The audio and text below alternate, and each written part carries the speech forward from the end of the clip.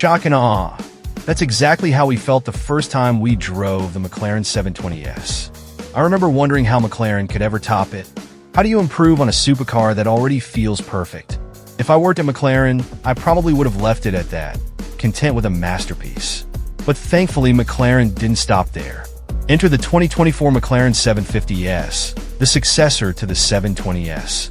It features subtle styling updates, enhanced everyday usability, and of course, more power. We spent a weekend with an Indy Orange 2024 McLaren 750S Spider, the convertible version of McLaren's mid-tier supercar.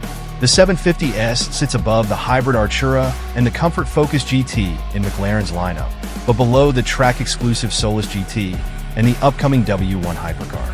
It's powered by the same 4.0-liter twin-turbocharged V8 as its predecessor, now tuned to deliver 740 horsepower, along with enhancements borrowed from the newer Artura and the outgoing 765 LT.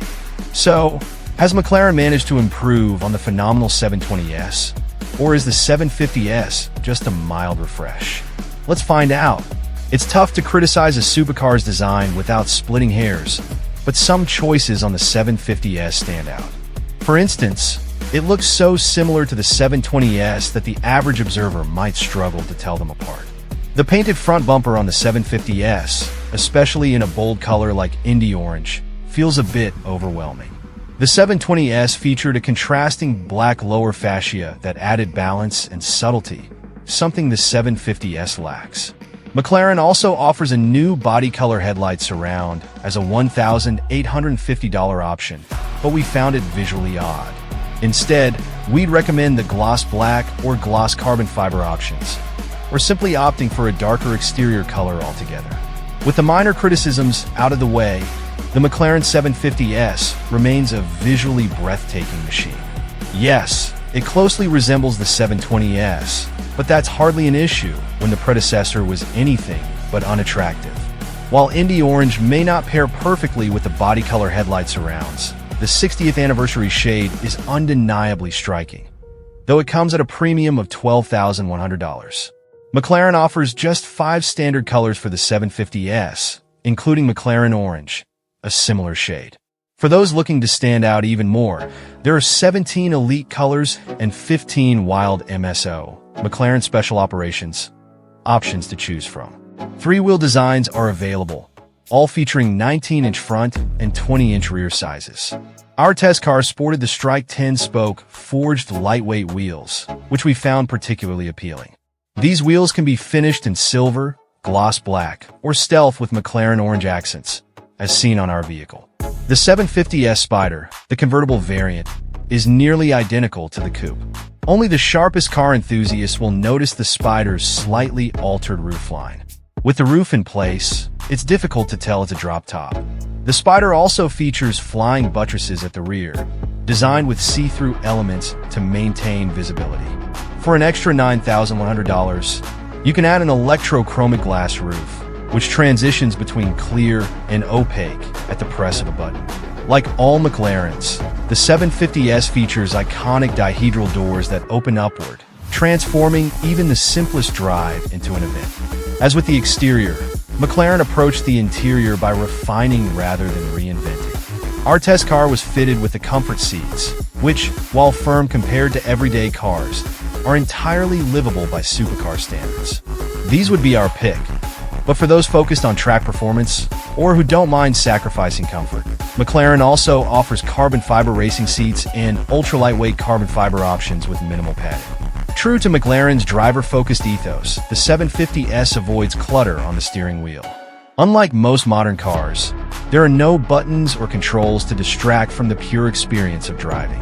It's a stretch to say the 750S is a luxury vehicle, but it does have some amenities, many of which are optional, including navigation, Bluetooth, and Sirius with a McLaren audio system, standard, or Bowers & Wilkins sound, optional $5,400. Power heated seats with memory, $3,900. Performance interior with Alcantara and contrast accents, $9,000. Electrochromic glass roof, $9,100. 360-degree park assist, $4,000. Infotainment, better but buggy. Nearly every function in the 750S is controlled via a portrait-oriented touchscreen that includes a single volume knob beneath it. This system is a massive improvement over the one in the 720S, particularly because it adds wireless Apple CarPlay. You now get all the modern tech features you could want in a new vehicle, unless you own an Android phone, in which case you are out of luck. Though this screen is snappier and easier to use, it's still laggy when the vehicle first starts, and it can sometimes take a full minute to boot up and become usable.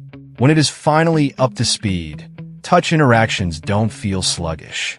A digital gauge cluster displays clear information to the driver with different themes depending on the drive mode, but the screen no longer folds down in James Bond style as it did in the 720S. Though you may want to listen to the glorious V8 engine behind your head, the optional Bowers and Wilkins audio is outstanding. In terms of storage, there's limited space inside the cabin with a small cubby in the armrest, a net between the seats, and an area behind the touchscreen. Everything else needs to go in the front trunk, which has enough room for a small carry-on bag.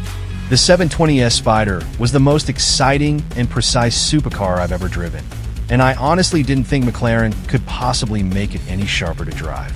I was wrong.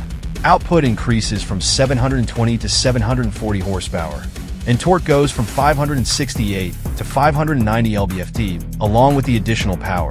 McLaren also incorporated the shorter gear ratios from the 765LT, meaning you get to interact more with the excellent 7-speed dual-clutch transmission without needing to do ballistic speeds. A revised kickdown strategy makes what was already one of our favorite transmissions feel even quicker. Gear changes are lightning quick, swapping cogs before your brain can even compute in both automatic and manual modes. McLaren quotes a 2.7-second 0 to 60 miles per hour time for the 750S Spider, the same time as it takes for the 750S Coupe to reach this speed.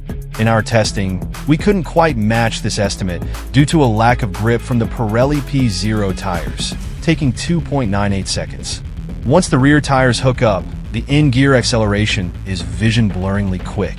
0 to 124 miles per hour takes 7.3 seconds, just 1/10 of a second slower than the 750S Coupe. The Sport's exhaust blares like a flourish of trumpets on throttle, then spits like a firecracker when you let off.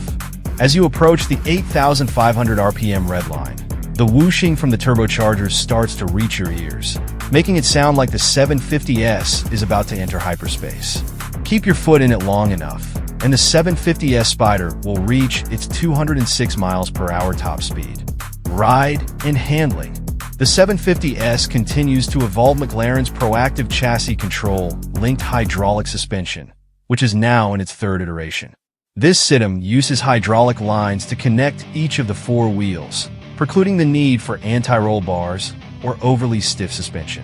The result is ride comfort that won't leave you needing a chiropractor, combined with level handling that will shock you on a racetrack.